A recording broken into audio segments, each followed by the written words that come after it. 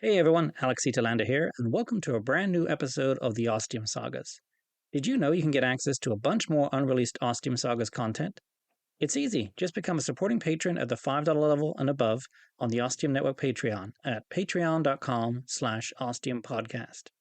On our Patreon, you'll get access to many new episodes of the Ostium Sagas you haven't heard before, as well as a bunch of other bonus content. Once again, that's patreon.com/ostiumpodcast. Now, I'd just like to thank some of our new patrons for supporting the Ostium Network.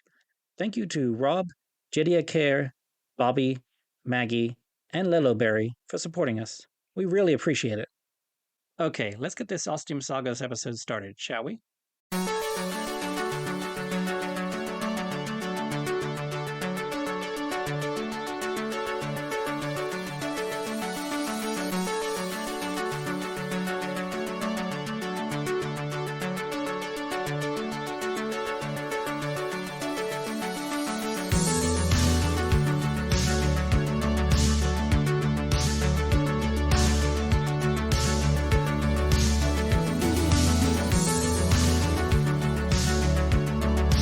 The Ostium Sagas.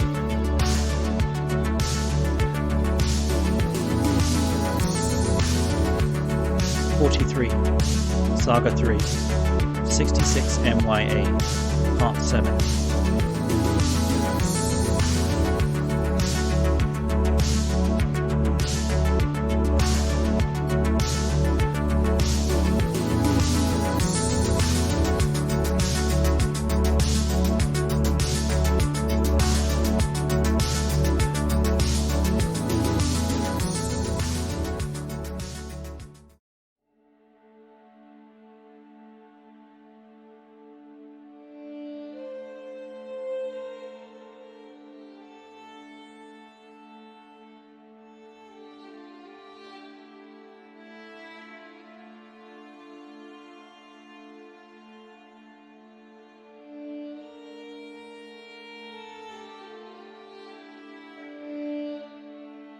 Recorder's note.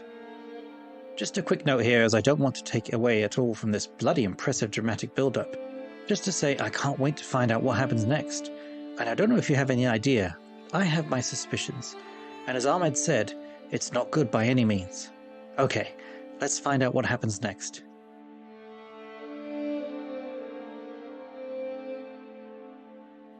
Saga continues.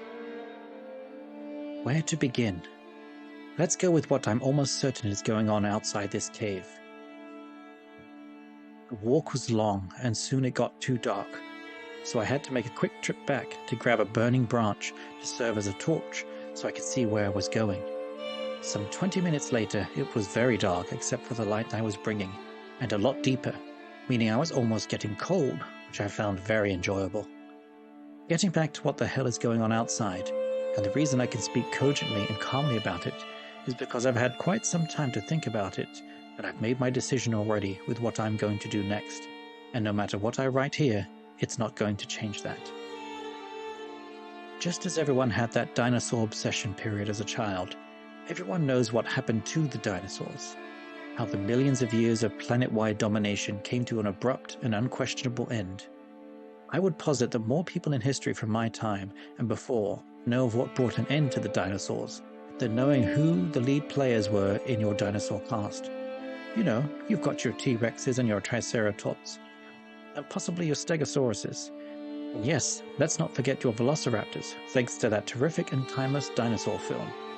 But that's as far as it goes for the general population, if that. Whereas if you asked what it was that wiped out the dinosaurs once and for all, some might say volcanic eruptions, earthquakes, increase in temperature across the globe, tidal waves, turbulent seas.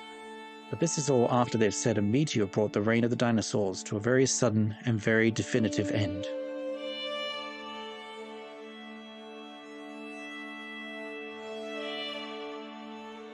I know that's what it was for a fact, like most people, and while I have studied the series of events with the meteor slamming into the planet, other than it was somewhere in the Yucatan, I think, but I have a rough idea that things weren't great after impact. And they went pretty quickly from bad to terrible to catastrophic. And now that my brain has revealed to me what I was trying to work out, and I've had some time to put two and two together, It all makes a very harsh and absolute certain sense. The strange sounds, the bright light, the earthquake. That was the meteor smashing into the planet at an incredible speed. The lake drawing back and then returning with a veritable tsunami. That was a direct result of the massive earthquake.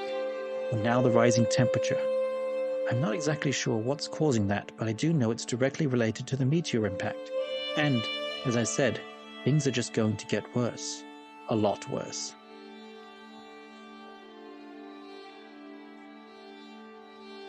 It's not easy to wipe out a race of gigantic creatures that have been ruling the entire planet for billions of years. Also, I believe this confirms my initial thoughts on how long ago I have traveled back to when I went through the Ostium door.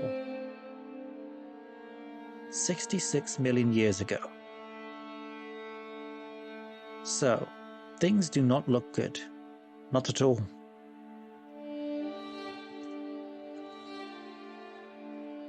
I know small mammals were able to survive, which essentially led to the evolution of humans, but I don't think hanging out in the bottom of this cave is going to work.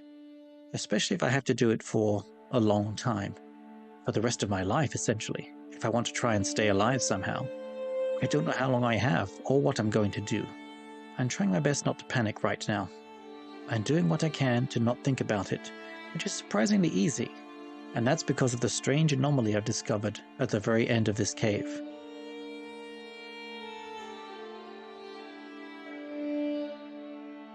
As I said, there was nothing remarkable about the cave as I walked deeper and deeper and further underground into it, unless you consider stone walls interesting. Sorry, I don't mean to be flippant, but there really wasn't anything out of the ordinary to see. And I did check, shining my torch on each wall many, many times, and then back to finding my way ahead. Part of me hoped I'd find cave paintings or something. That would mean a lot of things potentially, and it would also give me a pinprick of hope. But alas, no such luck. That was until I got to the very bottom, which I could tell because the ground leveled out, and then I found the back and very final wall of the cave, as well as almost tripping over the thing of interest at the end of the cave. It was made of stone and very low down, and due to my limited light, I had completely missed it. Could have ended up seriously injuring myself, which would have been funny considering what it was. A small stone circle, kind of like an open well, but the stone was the same as the cave walls, just on the ground sticking up. So looking like it was a natural formation, but because of its location on the floor, I knew it had to be anything but a natural formation. I shined the light over its opening, and unlike a well, it didn't go very deep, maybe half a meter. And as I shined the light closer, I saw a glinting, shimmering surface. It briefly showed me a kaleidoscope of colors, as the light caught it just so, and that's when I knew exactly what it was. Because I had seen it before, not too long ago, even though it felt like eons.